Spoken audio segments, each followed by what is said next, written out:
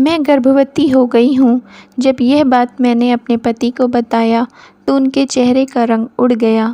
वह मेरी डिलीवरी के आखिरी महीने में मुझे एक सुनसान झोपड़ी में ले गए। वहाँ एक दाई आई और मेरा बच्चा लेकर रोते हुए चली गई। जब मेरे पति आए तो उन्होंने कहा कि वह बच्चा मरा पैदा हुआ था। जब दूसरी बार मैं पेट से हुई तो अपने पति को नहीं बताया और घर से भाग गई। जब डिलीवरी के लिए डॉक्टर के पास गई तो उन लोगों ने मुझे मोटी लोहे की जंजीरों से बांध दिया।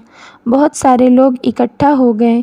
मेरे जिस्म से मानो जान ही निकल गई, क्योंकि मैं अपने पति से उम्र में काफ़ी छोटी थी। मेरे माँ बाप गरीब थे और उन्हें जब मेरे पति का रिश्ता आया तो उन लोगों ने बिना सोचे समझे, बिना उम्र देखे ही मेरी उनके साथ में शादी कर दिया। मैंने इसे अपनी किस्मत मानकर अपने पति को अपना लिया और उनके साथ प्रेम से अपना जीवन बिताने लगी।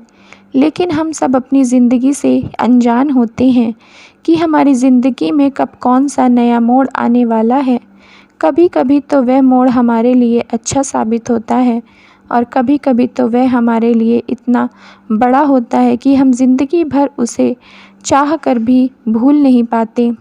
मैं तो बस दिन रात भगवान से यही दुआ करती थी कि मेरे और मेरे पति के बीच में सब कुछ अच्छा रहे।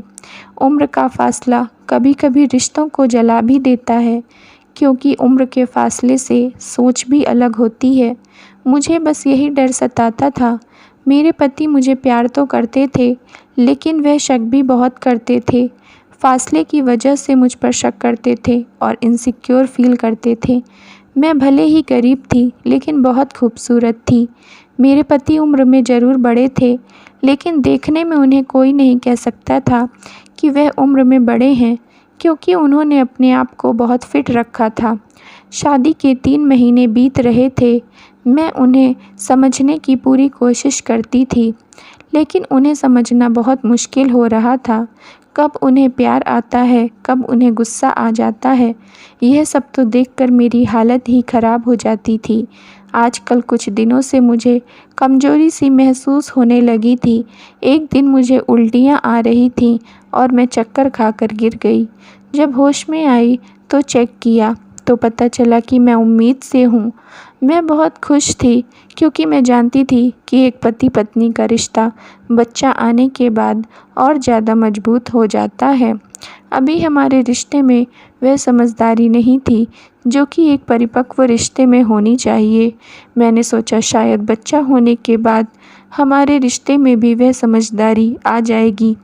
मैंने अपने पति को यह खुशखबरी सुनाई तो मैंने सोचा था कि वह तो खुशी के मारे झूम उठेंगे, मुझे अपनी बाहों में उठा लेंगे, मेरे माथे को चूमेंगे, लेकिन ऐसा कुछ नहीं हुआ। जो भी मैंने उम्मीद किया था उसका उल्टा ही हुआ। कहा कि आप बाप बनने वाले हैं तो उनके चेहरे का रंग उड़ गया। वह काफ़ी परेशान दिखने लगे।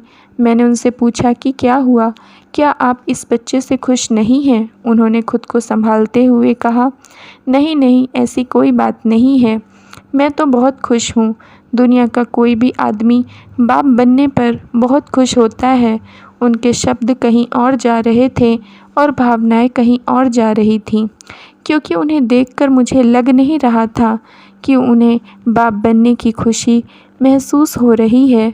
मैंने सोचा कि अभी तो बच्चा गर्भ में है, जब बाहर आएगा, उनकी गोद में खेलेगा, तब उन्हें एहसास होगा कि बाप बनने का सुख क्या होता है।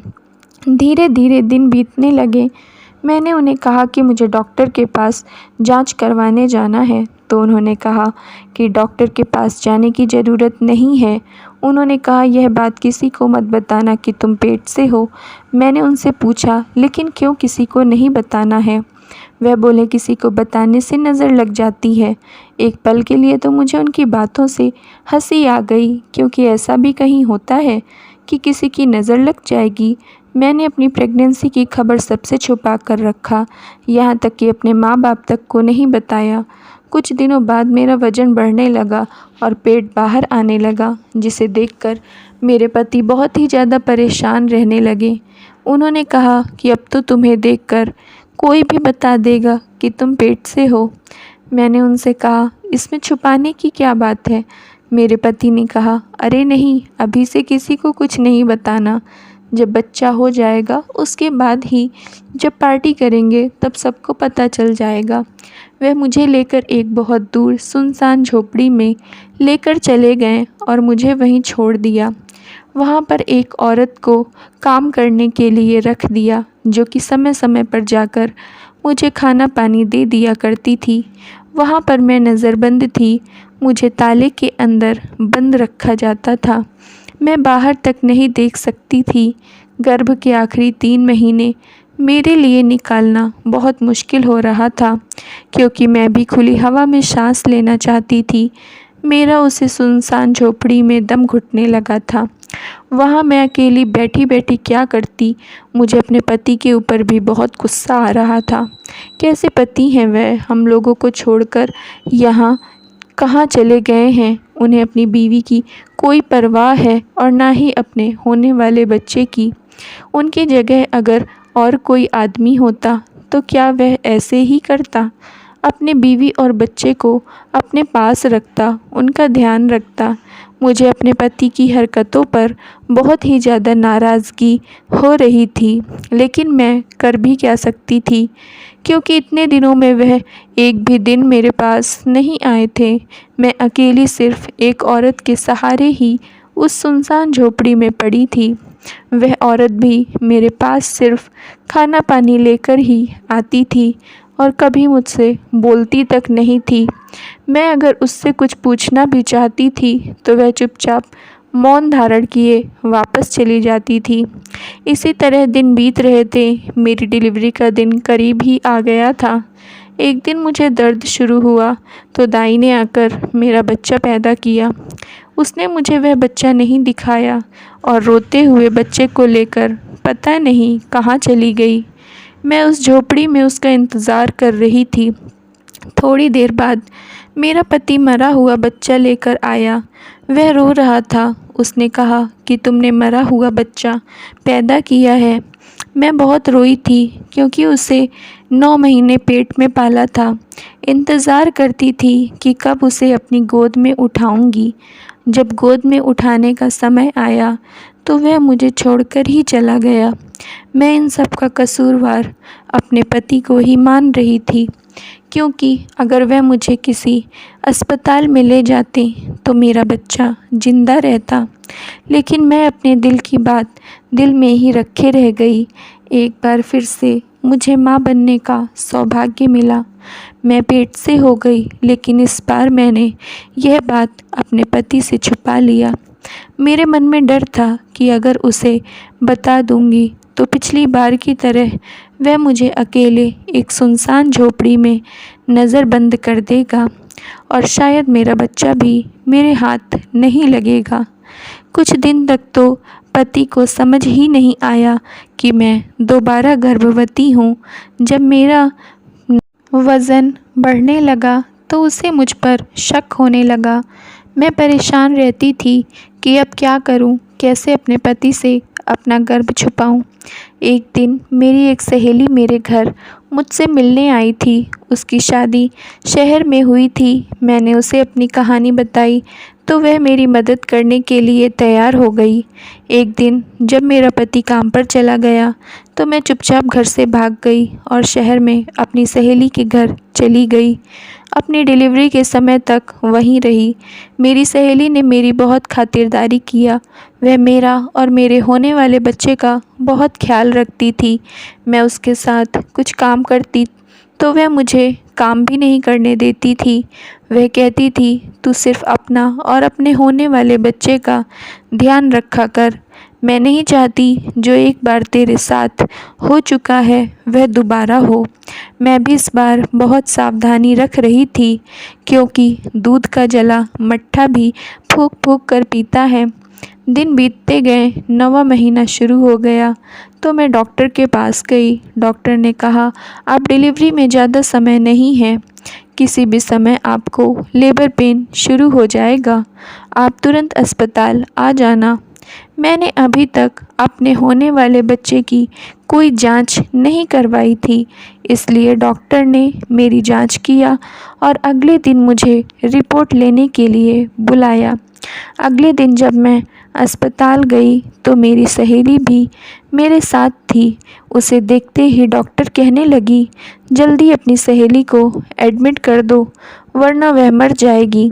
डॉक्टर की बात तो मुझे समझ नहीं आई, क्योंकि डॉक्टर ने कहा था जब दर्द शुरू होगा तब डिलीवरी होगी, लेकिन वह मुझे आज ही क्यों एडमिट कर रही थी।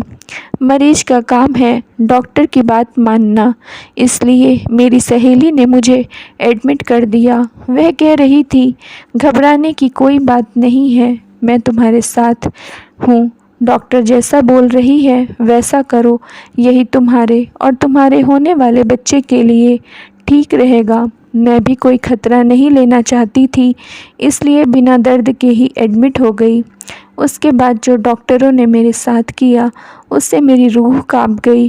कुछ नर्सें मेरे पास आईं और मुझे लोहे की मोटी मोटी जंजीरों से बांध दिया। मेरा ऑपरेशन करके बच्चा निकाला। कुछ समय बाद जब मुझे होश आया तो मेरे पति मेरी सहेली के पास खड़े थे। मैंने कहा, तुम यहाँ कैसे आए? मेरी सहेली ने कहा, मैंने तुम्हारे पति को बुलाया है। मैंने कहा, मुझे मेरा बच्चा दे दो, मेरे पति को मत देना वरना मेरा बच्चा मर जाएगा। मैं अपनी जंजीरों को खोलने की कोशिश करने लगी, लेकिन नहीं खोल पाई। मेरा पति मेरे पास आया। उसने मुझसे कहा कि आज जब यह बात सबके सामने आ चुकी है तो मैं चाहता हूँ कि तुम्हें भी इस दर्दनाक सच्चाई के बारे में सब कुछ पता हो। हमारे साथ क्या होता है, क्यों होता है, तुम भी समझ लो। आज से कम 10 साल पहले की बात है। मेरी पहली पत्नी के 3 बच्चे ऐसे ही हुए थे, इसलिए उसने मुझसे तलाक ले लिया था। मैं शादी और बच्चों के नाम से डर गया था, लेकिन फिर मेरी शादी तुमसे हो गई तो मैंने सोचा कि इतने सालों बाद उस श्राप का प्रभाव कम हो गया होगा और मेरा बच्चा अच्छा होगा, लेकिन ऐसा नहीं हुआ। बहुत सालों पहले की बात है। मेरे घर में एक नौकरानी काम करती थी। कभी कभी वह अपनी बेटी को लेकर आया करती थी। उसकी बेटी को देखते ही मैं उसे दिल दे बैठा था। वह बहुत खूबसूरत थी। मैं उससे शादी करना चाहता था। वह भी मुझे पसंद करती थी। इसलिए एक दिन जब घर में कोई नहीं था तो हमने प्यार की सारी सीमा तोड़ दिया। उसका परिणाम यह हुआ कि वह लड़की पेट से हो गई। मैंने उसे भरोसा दिलाया कि परेशान मत हो, मैं तुमसे शादी करूँगा और अपने बच्चे को अपना नाम दूँगा। लेकिन मेरी माँ को जब यह सब पता चला तो उन्होंने इस शादी से साफ इनकार कर दिया, क्योंकि वह एक नौकरानी की लड़की थी। मैंने सोचा कि मैं घर से भागकर उससे शादी कर लूँगा, लेकिन तब तक वह एक बहुत बड़ा कदम उठा चुकी थी। उसने फांसी लगाकर जान दे दिया था। उसके मरने के बाद उसकी माँ हमारे घर आई।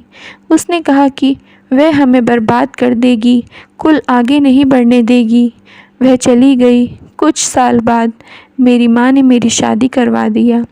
मेरी पत्नी ने जब पहला बच्चा पैदा किया तो हमारे सिर पर मानो आसमान ही फट पड़ा, क्योंकि वह बच्चा आधा जानवर और आधा इंसान था। उस बच्चे को मार दिया गया। मैं बहुत टूट गया था। मेरी पत्नी को संभालना मुश्किल हो गया था। हम समझ नहीं पा रहे थे कि हमारे ही साथ ऐसा क्यों हुआ है। कुछ दिन बाद मेरी पत्नी दोबारा पेट से हो गई। हम सब डर रहे थे कि इस बार कुछ बुरा ना हो, सब कुछ अच्छे से हो जाए, लेकिन हमारे पैरों के नीचे से ज़मीन निकल गई जब हमारे साथ दोबारा भी ऐसा हुआ। मुझे यकीन हो गया कि यह सब मेरे पापों का फल है, जो कि मेरे साथ साथ मेरी पत्नी को भी भोगना पड़ रहा है। अपनी पत्नी को किसी तरह इस बार तो संभाल लिया, लेकिन जब तीसरी बार भी हमारे साथ यही हुआ तो मेरी माँ उस नौकरानी के पास गई। नौकरानी ने मेरी माँ को बेइज्जत करके घर से भगा दिया और कहा कि यह सब मैंने ही किया है। मेरे काले जादू की वजह से तेरे घर में ऐसे बच्चे पैदा हो रहे हैं, तेरा कुल कभी नहीं बढ़ेगा। जब मेरी पत्नी को यह सब मालूम पड़ा तो उसने मुझसे तलाक ले लिया। 10 साल बाद एक बार फिर से मेरी माँ ने तुमसे मेरी शादी करवा दिया। मैंने सोचा अब तक काले जादू का असर कम हो गया होगा, लेकिन ऐसा नहीं हुआ। मैंने तुम्हें इसीलिए सबसे छुपा कर रखा था, लेकिन फिर भी उस जादू का असर हमारे बच्चे पर आ गया और वह वैसा ही पैदा हुआ। मैंने सोचा था कि तुम्हें सच बता दूंगा, लेकिन जन्म लेने के थोड़ी देर बाद बच्चा मर गया। इस बार भी ऐसा ही हुआ। हमारा बच्चा आधा इंसान आधा जानवर पैदा हुआ है। इसी बात से डरकर तुम्हारी सहेली ने मुझे बुलाया था। डॉक्टरों ने कहा था कि इस बच्चे को मारना पड़ेगा, वरना आने वाले दिनों में यह सबके लिए बहुत बड़ा खतरा बन जाएगा। लेकिन डॉक्टरों के मारने से पहले ही बच्चा मर गया। यह सब सुनकर मुझे बहुत दुख हुआ। कैसा भी था मेरा बच्चा था, उसके लिए मेरी आत्मा तड़प रही थी। मेरे पति ने मुझसे सच्चाई छुपाया था। उन्होंने मेरे साथ धोखा किया था, इसलिए मैंने उनसे तलाक ले लिया। 2 बच्चे खो देने के बाद मेरी और हिम्मत नहीं थी कि मैं यह दर्द बर्दाश्त कर पाती। मैं तलाक लेकर अपने मायके में रहने लगी। कुछ समय बाद मेरे पति की माँ का देहांत हो गया। वह मेरे पास आए तो मैं उनके साथ चली गई, क्योंकि वह बिल्कुल अकेले हो गए थे। इस उम्र में कोई ना कोई जीवन साथी तो चाहिए ही ना। मैं भी अपने गरीब माँ बाप के ऊपर कब तक बोझ बनकर बैठी रहती, लेकिन हमने फ़ैसला किया कि हम बच्चा प्लान नहीं करेंगे। हमने आखिरी समय तक एक दूसरे का साथ निभाया। Thank you friends. अगर आप लोगों को स्टोरी पसंद आई हो तो प्लीज़ लाइक कर दीजिए और चैनल को सब्सक्राइब कर लीजिए।